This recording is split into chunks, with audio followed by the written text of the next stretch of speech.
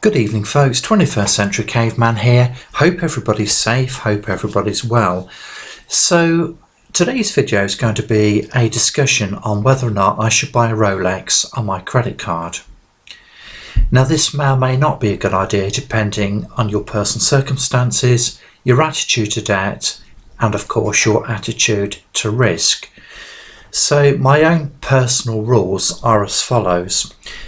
I would definitely not buy a Rolex or indeed any other big purchase on a credit card if the following criteria applied.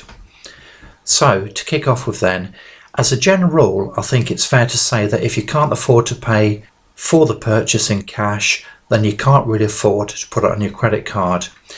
Now that's a general rule of thumb, but it isn't necessarily a problem if you can't afford to pay for an item in full outright, because let's face it, if we worked on that basis, then no one would have a mortgage and be able to buy their own home. So the question arises as to whether or not you can afford to meet regular monthly repayments within a reasonable time period. So say for example between 12 and 24 months. If you can't, then you can't afford to buy it. But also you shouldn't make a purchase unless you get a particular discount or unless there's a particular promotion, because basically you're just paying a very high APR and it'd be cheaper just to get a personal loan basically, or to finance it in some other way. Furthermore, if you can only afford the minimum payments on your credit card, then basically you cannot afford to buy the Rolex, because if you can only afford to make the minimum payments, then basically you'll never pay the debt off. So that's a stupid idea. So secondly, don't make a big purchase if you're going to apply for a mortgage, and the reason is quite simply because this will definitely go against you, because it will affect your debt to income ratio. In other words, it'll affect how much disposable income you have and your mortgage affordability. Thirdly, definitely do not make more than one credit card application within a short time period. So for example, within a period of 3 months. This will definitely affect your credit score, because it may suggest to the lender that you're thinking of acting fraudulently. And also, of course, this does represent a greater risk to the lender, because credit cards are basically flexible unsecured loans which are not secured on anything of value other than your credit history and your perceived credit worthiness. Also, never make a big purchase on a credit card if you're feeling depressed or you want to simply use it as a pick-me-up, because let's face it, this isn't actually addressing the root cause of the problem, and it's simply offering temporary respite. And when the initial excitement has dissipated and the repayments are due, your problem will only have magnified significantly. Also, only ever make a purchase on a credit card if you know your available credit limit. Basically, if you make a purchase on a credit card and you haven't got enough credit on that card, if the transaction is declined, which clearly it will be, this will adversely affect your credit score and compromise your future access to credit facilities. Also, do not buy if you have other existing credit card debts or loans. It's absolutely imperative to clear this debt first, because these are going to be expensive debts and they should take priority. If you have balances on other credit cards, basically pay them off first, get shot of them. Now, if you have a flexible mortgage, although this is a cheaper form of borrowing because the interest is going to be a lot lower, why don't you consider paying off a lump sum instead?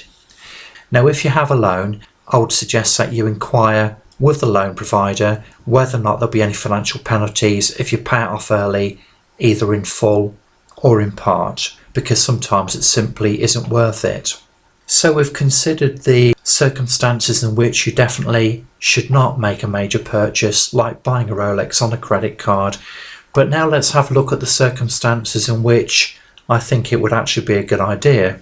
Now, one of the valuable benefits of using a credit card to make a large purchase is because any purchase on a credit card between £100 and £30,000 will automatically give you the protection of Section 75 of the Consumer Credit Act.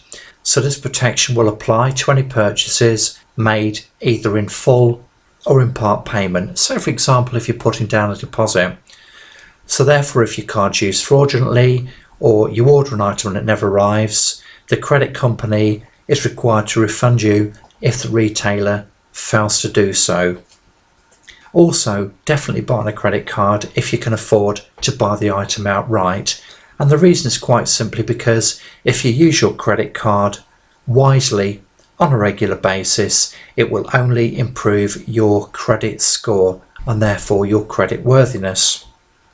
I would also definitely recommend using a credit card if there's a special offer. So for example, 0% interest for a certain period of time. And certainly in the UK, there have been and there are some very good deals at the minute whereby you can make purchases at 0% interest over say 1.5, sometimes up to 2 years. Now the trick to this is to make sure you work out what the cost will be every month, set up a standing order so you don't forget about it, to pay the the pro rata amount per month, and I would strongly suggest that you actually pay the debt off at least a month before the discount period expires. Also, if you have a credit card which gives you rewards or cashback, then basically, providing you can afford to make the repayments, then definitely use that card, because these will offer you freebies basically, which can be quite valuable. Now, I personally have an Amazon card, so every time I make a reasonable purchase, I put it on my Amazon card. I have a standing order which pays it off every single month, and when I spend a certain amount of money, I get Amazon vouchers which I can use stuff to obviously buy on Amazon, either in full or in part. And the thing is, of course, if you're going to buy the Rolex anyway, why go without these valuable benefits? They're basically freebies, aren't they? It's just like receiving a discount, really.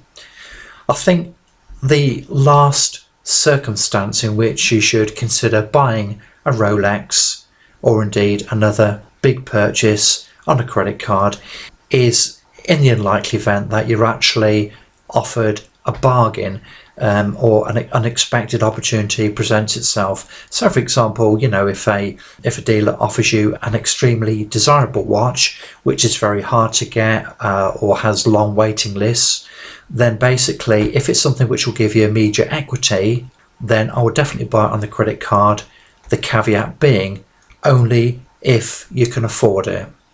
Okay folks, I hope you found the advice in this video helpful.